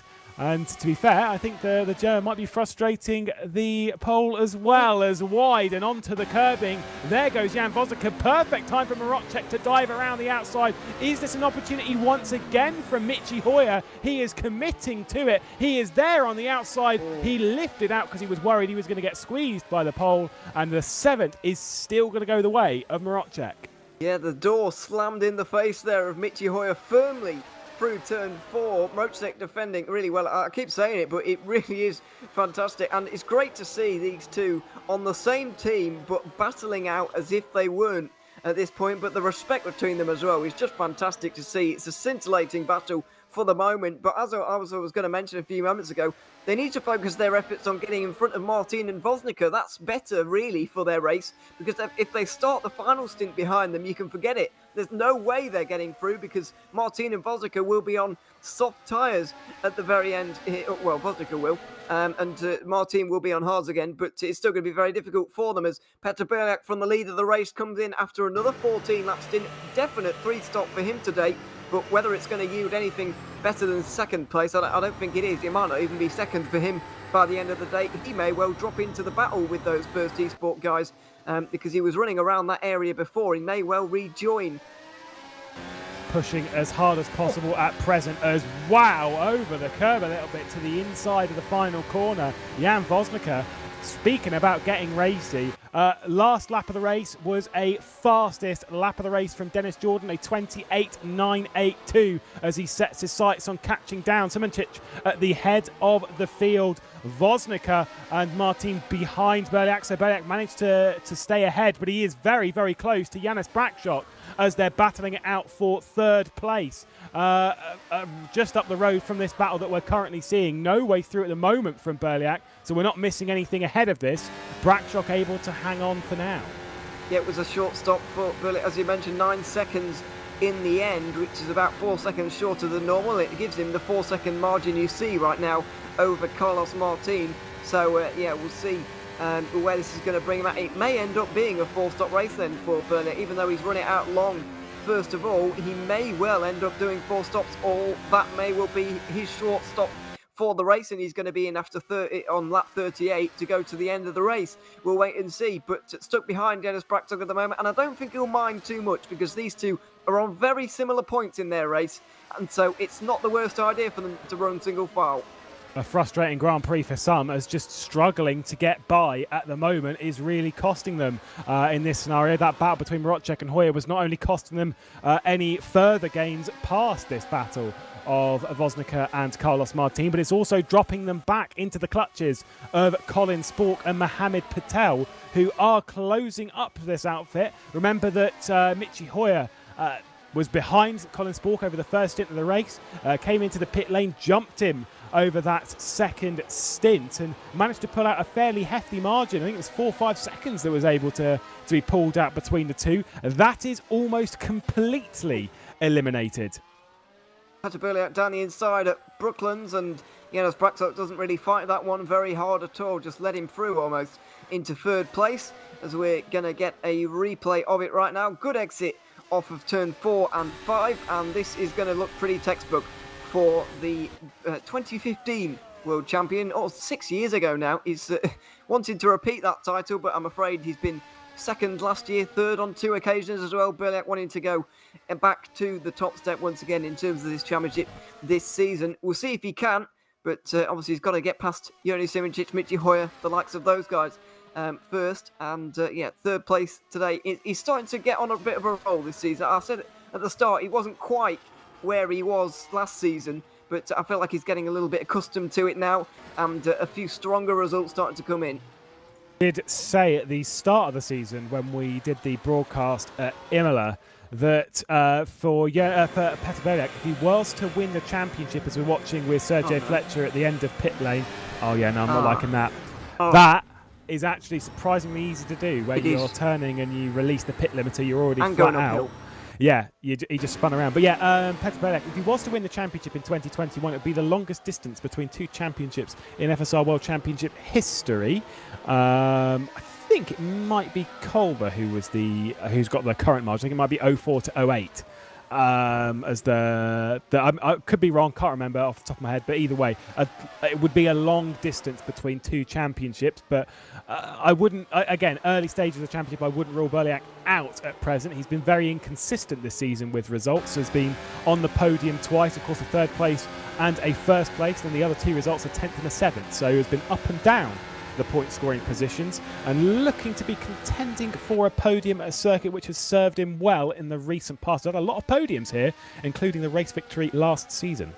Yeah, it was a strong race victory as well. Capitalised on the issues that befell Mohammed Patel about 15 laps from the end, and didn't say no to that opportunity. Didn't need a second invitation, certainly, to win that race. Seeing once again another replay. This is Zolt Zooks and somebody else going to the outside at the moment. We'll see what goes on between these two through this corner. A little bit of Zooks going for a spin.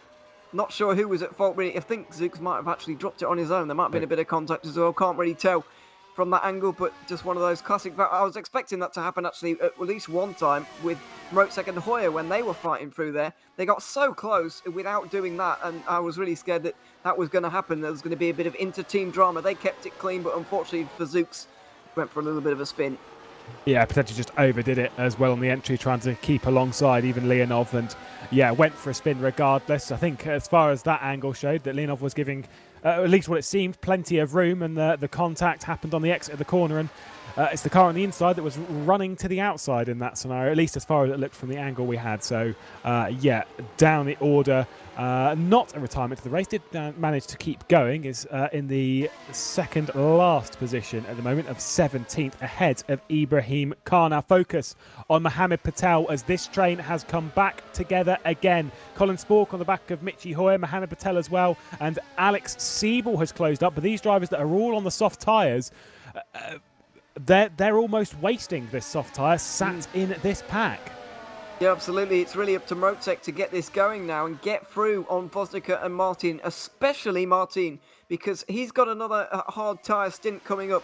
Obviously, we know that Mrozek, Hoyer, Spork, Patel all have hard tyre stints coming up, I believe, towards the end of this race. Siebel's going to be on soft, and he's going to be electric in this final stint. It's going to be absolutely fascinating to watch him try and stealth his way almost into the top 5. But Jan Voznica, he's going to be putting on soft tyres. Mrozek and Hoyer on the hards don't stand a chance at getting through, so they need to get in front of him. Martin's going to be putting on hard, so maybe it won't be as important for them to get in front of him. They might be able to overtake him in the final stint anyway, but they'd rather start the stint in front, I bet. And so, it's a very high-pressure situation at the moment for Mrozek and Hoyer to both get through, but it doesn't look like it's happening at the moment. Just noticing one thing as well on my timing sheet, that Petr Berliak, who's currently running in 3rd spot, he's on the hard tyres. He's on his 2nd stint of hard tyres, so he is ticking those off. His last lap was faster than both of the drivers ahead of him. Bearing in mind that Dennis Jordan is obviously on a few laps more worn soft tyres, but either way, the soft tyres nonetheless. Could Berliak be coming back into this later in the race? Because both Simoncic and Jordan have to take hard tyres before the end of the race. They've run one set apiece between the two of them. I mean, it is a long gap. It's 11 seconds to the race leader for Petr Berliak. But again, I struggle to rule him out of this scenario. Anything can happen. Janis Brackstrup behind, who's currently on his hard tyres. That is his first stint of hard tyres, so still has another one to run. Same with Carlos Martin. Jan Bosnica, though, is on his second stint of hards, running in 6th place. Could be a good Grand Prix result for him. Danny Kish out of the race. Looks like that was at Stowe, quite possibly, with a bit of an accident, or maybe on the exit of Maggotts and Beckett at Chapel. We'll wait and see. Or is it going to be a disconnection? Hopefully not. But he's out of the race either way. Just drops it on the exit of Chapel, and the wall is... Oh, he doesn't look like he's going to hit the wall at all, actually.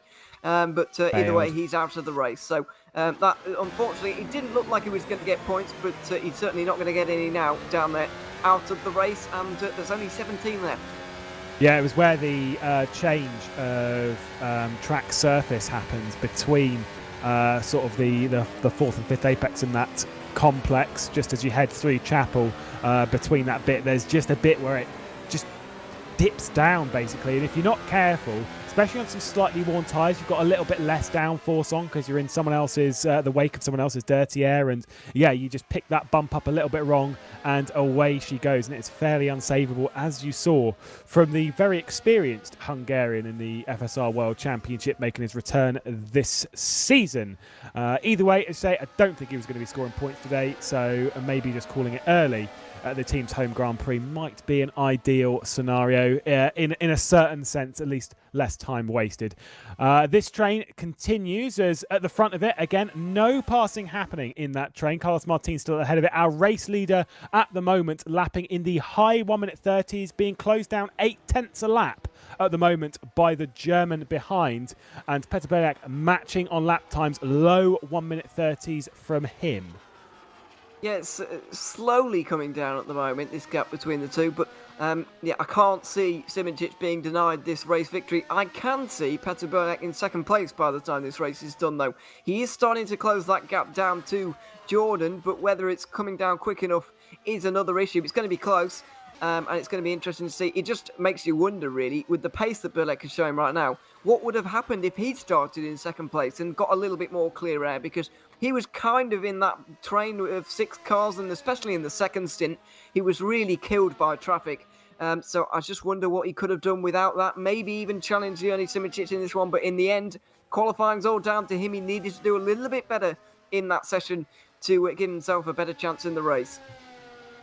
I wonder, even if Bělák goes onto those soft tyres, which he will do on the next stint, and close, even if this whole trio was to close up, considering the train behind between Martin Voznica, Rodger, Hoyer, Sport, Patel, Siebel, no one's been able to pass in that train. Now, obviously, it's kind of hard to pass in the middle of the train, but the front two haven't been able to switch positions either, neither the rear ones.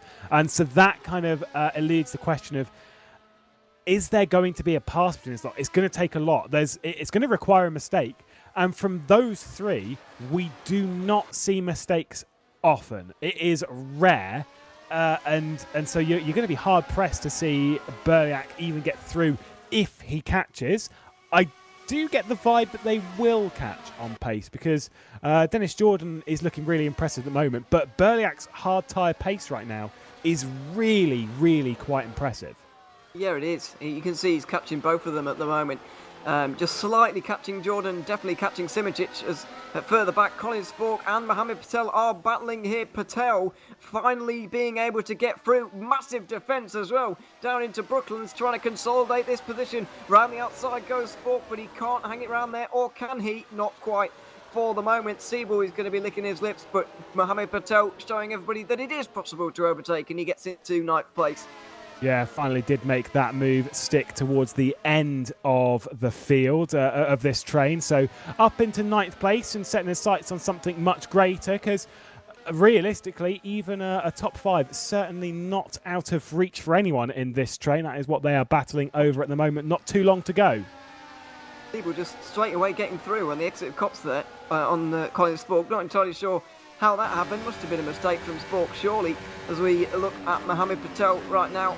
Up into 9th place, and this is how he did it, wide from Sport in turn 3. Mohamed Patel saw an opening and he went for it. Very decisive, but a very good move as well. Yeah, the inexperienced driver, the move was done and naturally showing it. It was a good attempt here, though, to try and make something stick back again, but it was a solid dive from Patel that made that one stick. And Alex Siebel, despite getting through, has come into the pit lane and onto soft tyres. Of course, he's completed his run on the hard tyres over the early stage of the race. So smart move to come in and go onto the softs now to try and jump them. Although you do have to wonder, a little bit early, maybe? Maybe. That was a mistake, by the way, from Spork. Yeah. Through Cops there. Yeah, let's just see what lap it is as we come back to live pictures right now. Lap 37. He's not going to be able to make it to the end from here, and he's decided that he's seen how difficult it is to overtake, and decided that he doesn't really find that particular prospect very appetizing, and so he's just gone for a different strategy. I don't think that's too early at all. Obviously he's going for the full stop at this point, he's got no choice, but I think it could be a good call if this one works out. Going to be difficult for him, but it's worth a try. Yeah, but if he went 2 laps longer, he could have got to the end. And I get that maybe he's trying to jump that idea because everyone's going to come in with stuck. that long. He'll just be stuck. Yeah, but he's got to come in, so he's got to gain 20 seconds on people that will be on the similar kind of compound. There's a move done for you pretty easy, obviously, with a tyre differential between the two. Janis Brakshock also in. Unless potentially he is looking at a scenario where he can save the extra lap of fuel. It is 14 laps we're expecting, so he might be able to save a little bit, but I don't know about that one. Everyone into the pit lane said this is what he is trying to jump and what he didn't want to come in with. I just wonder if that might be costly. Yeah, quite possibly.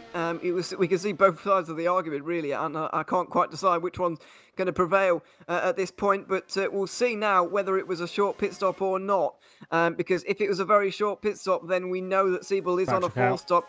Out goes Brakshock. He's going to be absolutely fine in kind of no man's land at the moment, but where's Siebel going to be as it's Siebel, as you can see, Martin leading them out just behind Bosnica. There goes Siebel into second place, I guess, in this train. He's got himself ahead of all the hard tyre runners, though. Martin leading Hoyer, who's jumped Rocek in this one somehow in the pit stops. Colin Spork not too far behind them as well.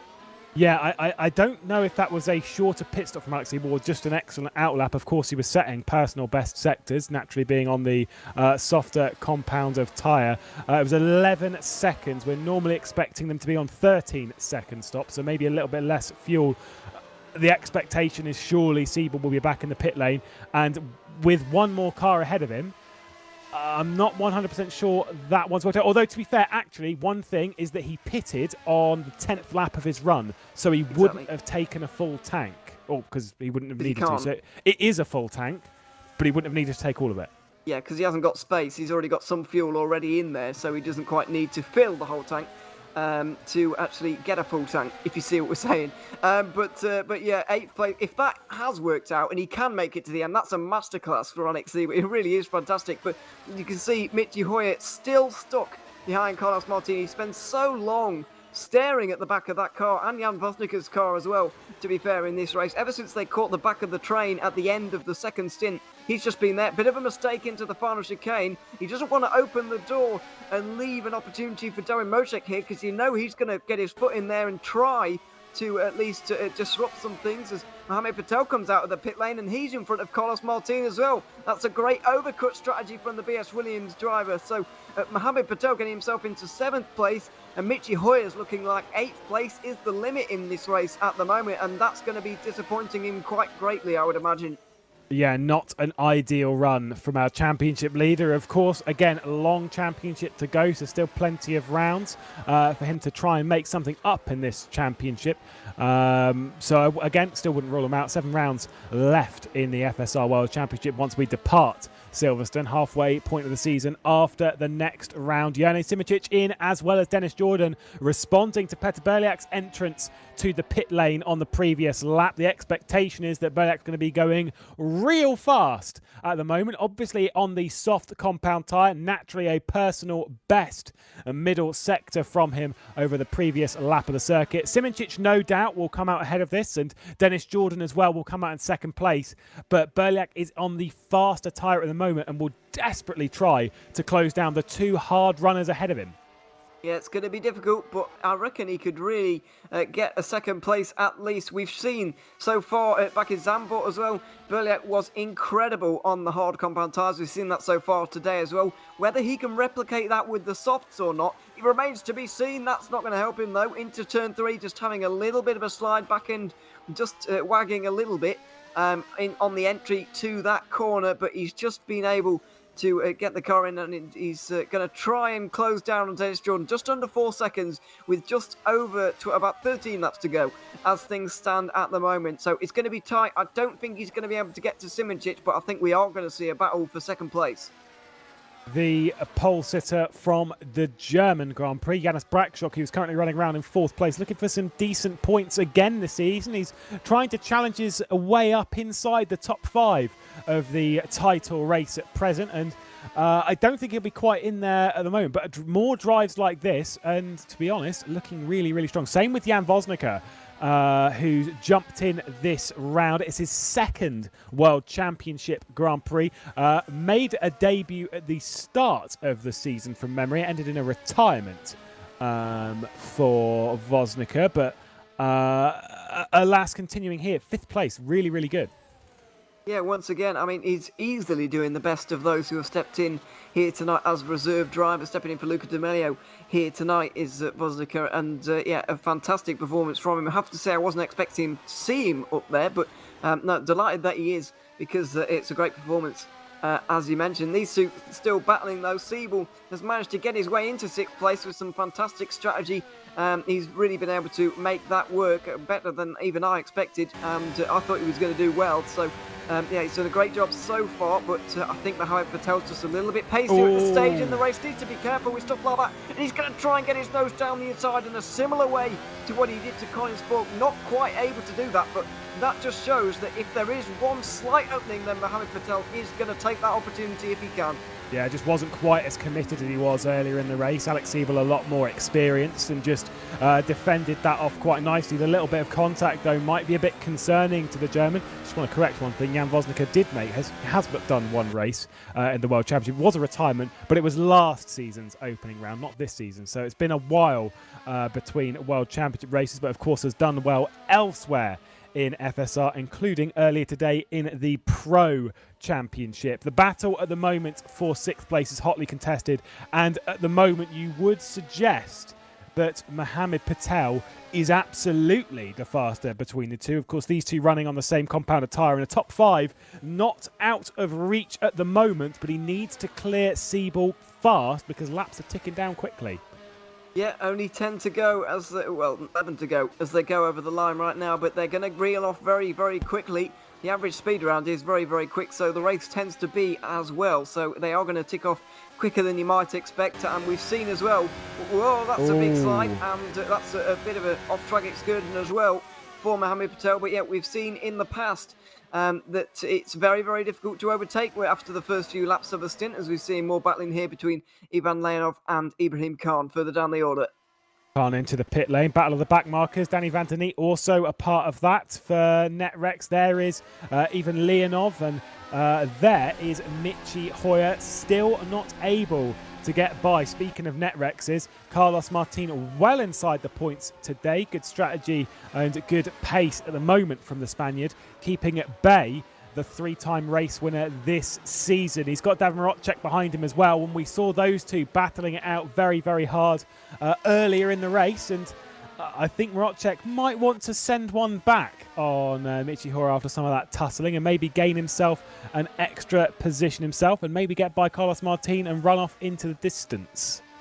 Yeah, quite possibly, but it's going to be difficult. As we've seen in these trains before, it's difficult to overtake here, and it doesn't look like Hoyer's going to be close enough for him. Oh, Robin Panzol was looking like he was going to get close enough, and then he got a big slide coming through the middle part of Maggots and Beckett's, and that was the end of that opportunity for him to have a dive into Stowe. Way too far back for any of that now, so he's just going to have to reel Spork back in, try again a little bit later on. Yeah, it's at the moment, these guys just in single file at the moment, just behind. Patel still behind Siebel. We've got Hoyer and Rodger behind Martin, and Panzol behind Spork as well, as we look at Pater Berliak, because he is closing on Dennis Jordan. Yeah, half a second a lap. This gap has been coming down naturally, as you'd expect. Soft tyres versus hard. He's going to have a hard time to get by Dennis Jordan, but considering the overtaking attempts that have come from his teammate, he'll know that it is absolutely possible to make a move here at Silverstone. Said before, how many times? I think he's been on the podium 3 or 4 times at this circuit.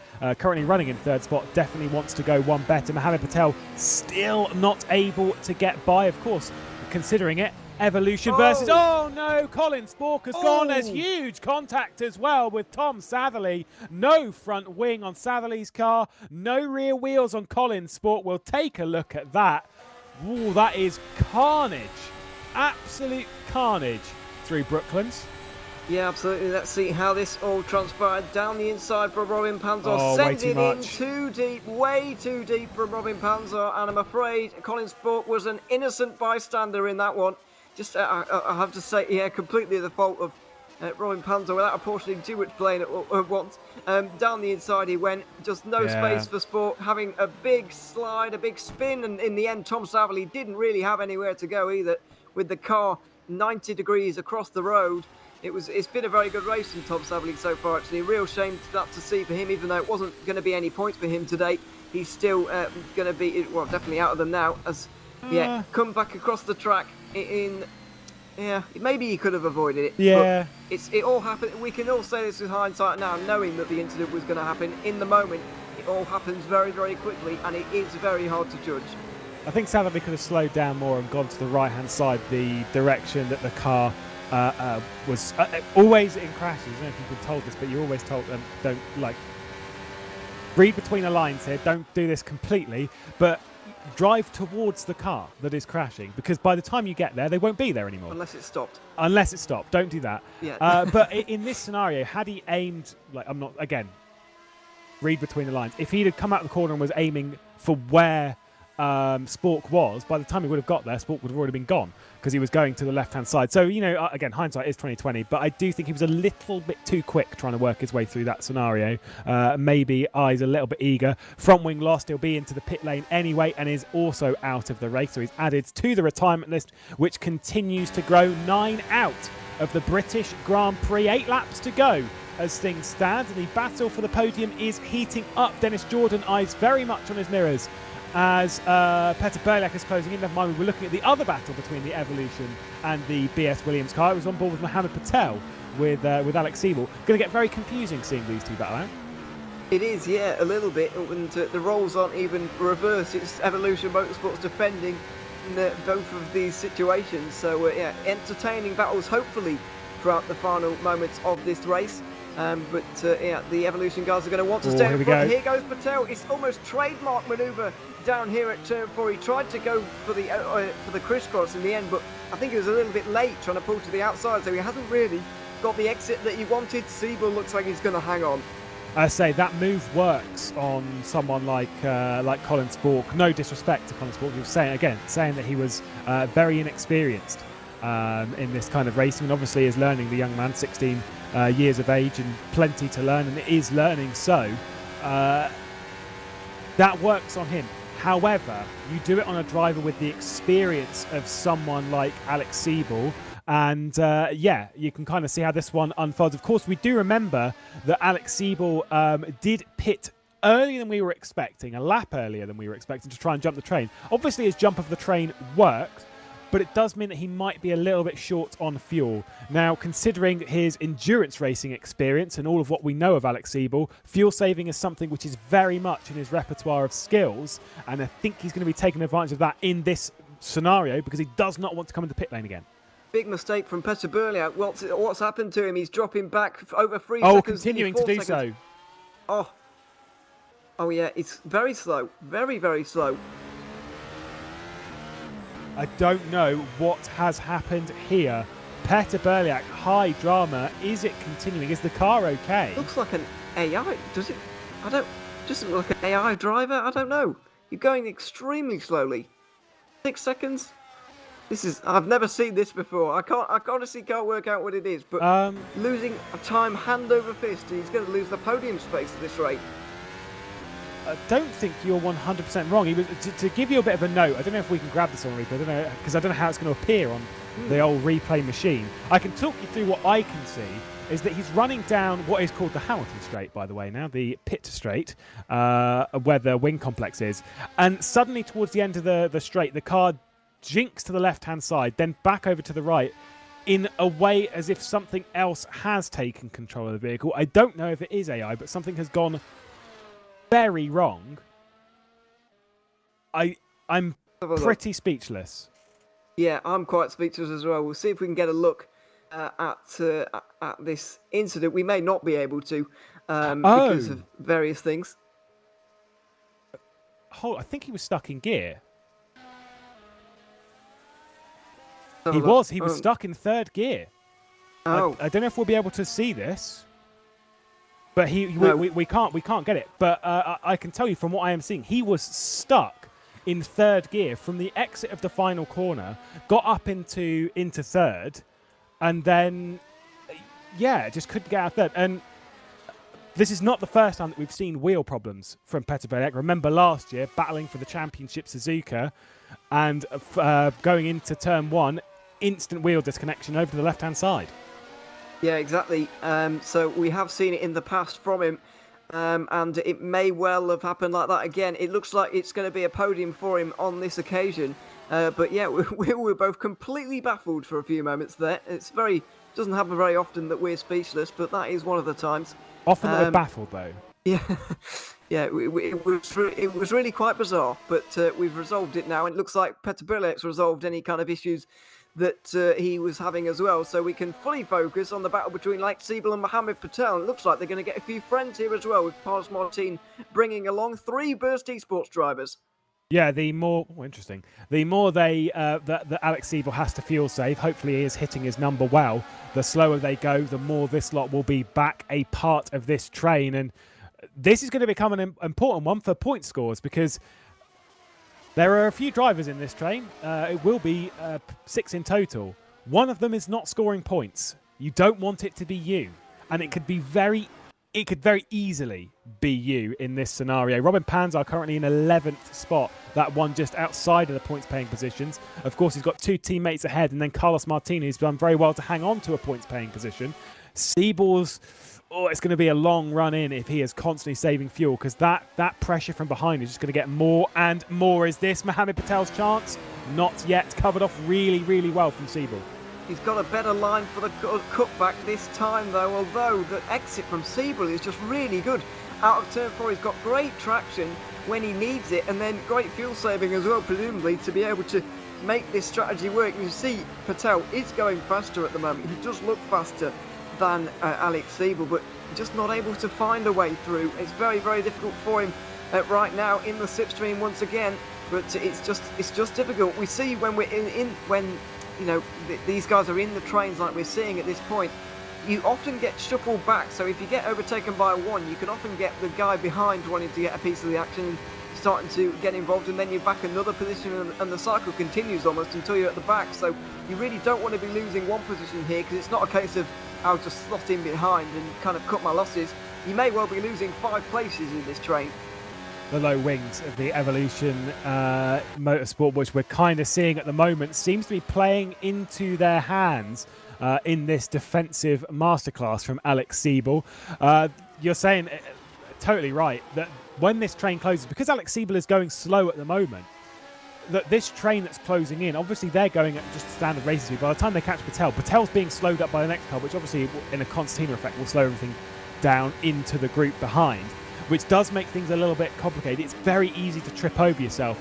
And Carlos Martin might try and make something stick in the early stages of him marching up to the back of this, especially if the softs are dropping off, because the runners behind, hards for Martin, Hoyer and Marocek, their tyres may come out to be a little bit better closer to the checkered flag. Well, he hasn't got much choice, because there's only 3.5 laps to go right now, so he's going to have to kind of go straight away, and he's not even there yet, just 1.2 seconds away, Carlos Martin. I don't think it's quite going to be enough, and I don't think Patel's going to let him get through at this point. He's got his eyes forward, certainly, and his eyes set on Alex Siebel to try and get through on him right now. And also a little bit further up, Jonas Braxton is being closed down by Jan Vosnica. A fantastic drive from Vosnica today. Really great to see him back on the grid and performing at pretty much his best here. And a top 5 is absolutely great for him. If he were to be able to get a top 4, that would also be even better. But Patel right now closing on Alex Siebel, trying to take advantage of the slipstream, but can't quite for the moment as Robin Panzer gets through on David Mocek. No team orders at burst, but either way, Marocek did get out of the way for Robin Panzer. Again, don't think that would have been the team telling him to get out of the way, but more a conscious decision to work in favour of the team and to work forward as a team, which we've seen work sometimes in sim racing. Other times we've seen it backfire massively, and drivers obviously don't like being told to get out of the way, so hopefully all is well and good within the Burst eSports camp. Back on board with Mohammed Patel. Alex Siebel still ahead. That exit still very, very good, although this time for Mohammed Patel looks like he may have just been a little bit closer, but the straight line speed of the Evolution is just plenty to keep Mohammed Patel at bay. It's an absolute rocket ship in a straight line, that Evolution Motorsports car. There's just no way Patel's going to be able to get any kind of way through at this point on Siebel. It's just so good, especially off of the corners, but also when he's weaving around like that and getting the slipstream, kind of breaking the slipstream on the straight, Patel has got no answer for it, and it's just a great kind of, I guess it's called, you could call it strategy, but kind of setup work and kind of presuming and imagining what the race is going to be like. They know that they're going to have to do a lot of defending throughout the race. Did Evolution Motorsports so put low wings on and made themselves very, very difficult to pass? We saw Dennis Jordan was impossible to pass earlier on. We're seeing a similar thing happen right now with Alex Siebel, and they've clearly thought ahead about this and thought, you know, we're going to be defending, we're going to need some low wings, and they've kind of integrated that a little bit into their setup. So really smart driving and smart setup work, strategy, and all that kind of preparation business has gone into the Evolution Motorsports guys. An all-round well done job for those guys. It looks like it's going to be 2 point scoring finishes at the very least, with one of them on the podium.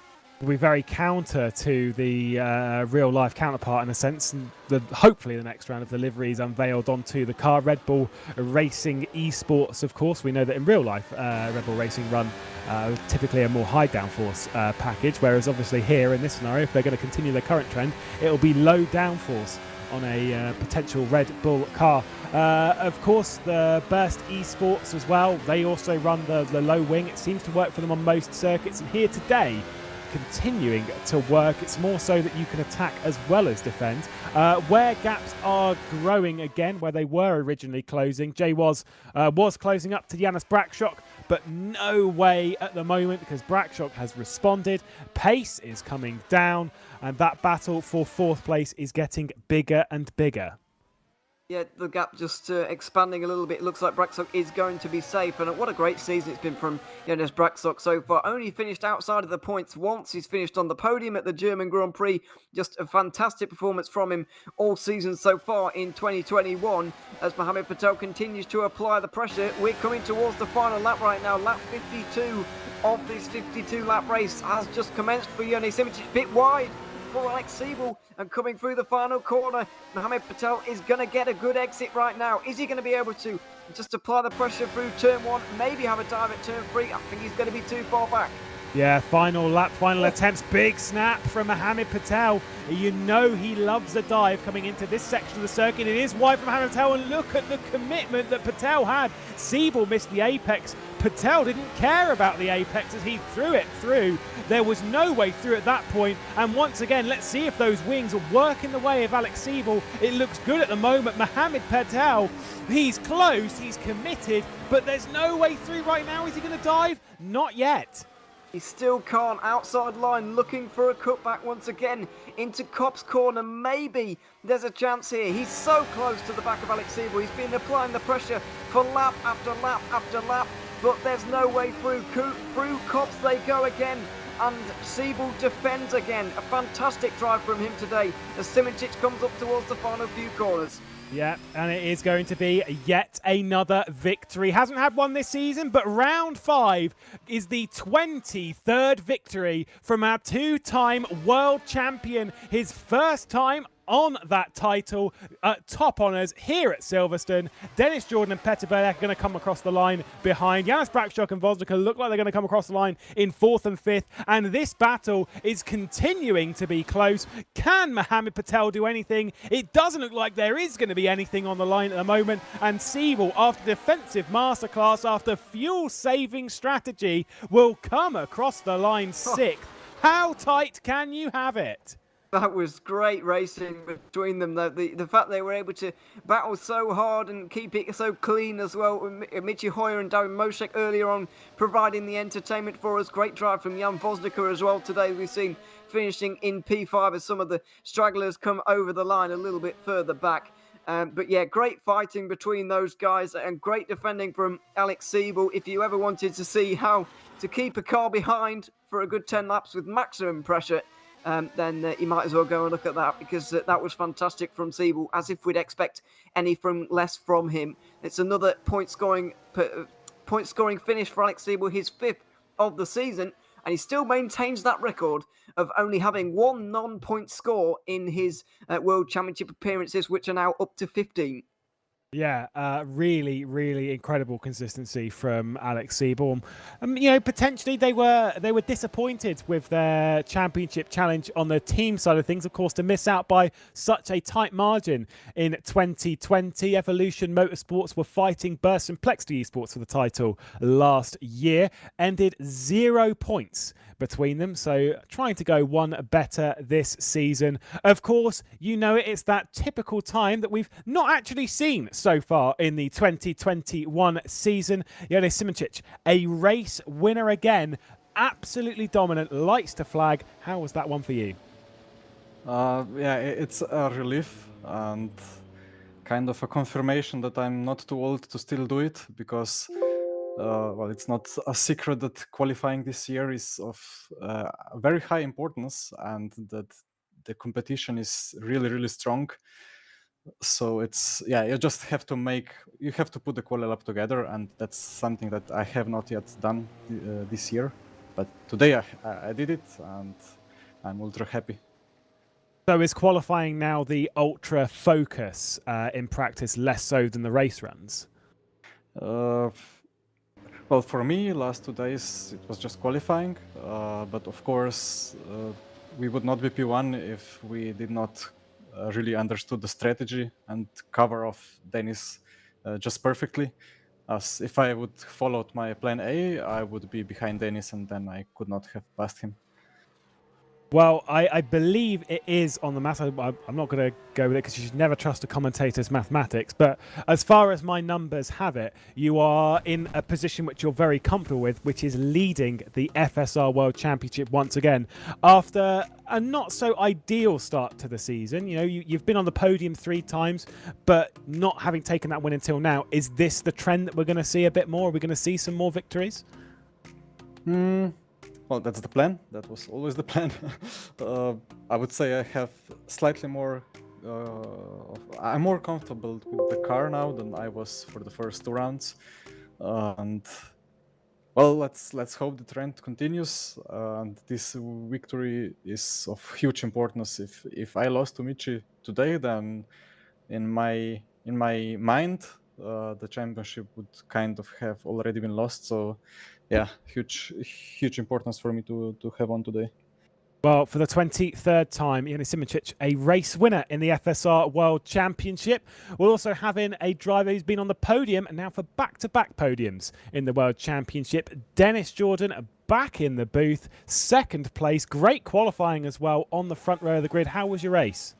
I have no idea why I'm here, honestly. That quali lap was pretty good. I was surprised myself. So, and after that, I mean, we have seen the last couple of races, passing is so hard. So it really was just playing it safe, covering people from behind off that, like Petter, for example, were a lot quicker. So, yeah, really happy with P2, podium once again, but yeah, pace honestly wasn't really there.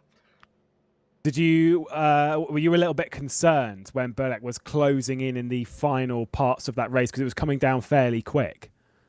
Well, I think in the last stint, once I got out ahead of him again after the pit stop, I wasn't too concerned because our top speed was quite a lot better than I think all the others around, like 10 kph. So it would have been really, really difficult for him. But mid-race, I was concerned a lot about him actually winning the race because he was going so long and he had so good pace on the hard tires that, yeah, I'm not sure if he took maybe too little fuel at the second last stop, but he looked quite dangerous for a long time there in the middle. And the low wings, was that a conscious decision to take low wings, eyeing up more of a defensive drive, or is that just kind of where the car felt comfortable? I mean, in a way, it was just desperation to get, something on our side because pace, as I said, wasn't really there. So just gambled on it, and it seemed to have worked out.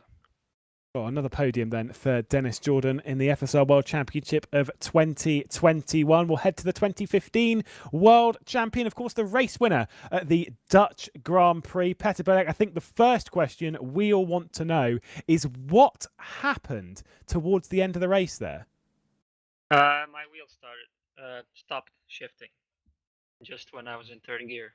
And right on Dennis, when I was about to attack him, my wheel failed. So I just unfastened it and fastened it back, and it seemed to work, just with a bit dodgy FFB, but it was okay.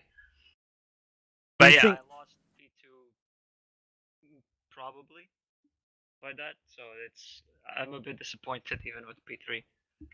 It kind of answers the question then, and the sense of what I was going to go with next, which is, do you think you would have been able to get by Dennis had you got to him, considering the straight line speed advantage of the evolutions? Yeah, I saw, but also I saw I was a lot better on the brakes, so I think I would have gotten 1 or 2 chances, probably. And considering the distance between World Championships for you, it's obviously still very early in the runnings of the World Championship this season. You finished third a couple of times in the last 4 years. Obviously, you were a runner-up last season. Is this the year that we see you back on top? Are you confident that you're going to be able to mount a challenge for that title? Well, I think so. I think pace has been really good especially on the hard tire, the last 2 races.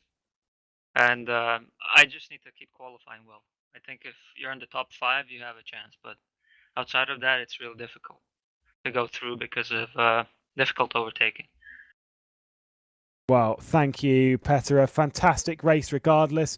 A well-deserved podium for all 3 of our drivers on the podium. Back to Ewan once again. British Grand Prix complete. We're approaching the halfway point of the season, but I think most importantly, we are approaching the Triple Crown in the FSR World Championship. We head to Indianapolis next for the start of that before heading to the south coast of France for Azure, and then, of course, the Circuit de la Sarthe. Exciting times for the World Championship. Yeah, absolutely. It's very exciting indeed. And obviously, we've got a separate championship kind of thing going on for the Triple Crown. We'll talk more about that when that rolls around in 3 weeks' time. But yeah, make sure you tune in. It's going to be exciting as ever. Got a new championship leader as well. It's all going on in FSR at the moment. And yeah, once again, really enjoyed the British Grand Prix. And I'm looking forward to the US Grand Prix already. Yeah, we head to Indianapolis next. Reminder of the championship standings, which are on your screen right now. After the race victory for Jan Simoncic, it is a title lead by 6 points over Michi Hoyer. And of course, Petter Belek not too far behind as well. Thank you all for joining us in the British Grand Prix here. Round 5 is complete in the FSR World Championship. Ewan O'Leary has been alongside me, Lewis McGlade, Cam Rodger behind the broadcast as well. Thank you very much for joining us. And until next time, bye-bye.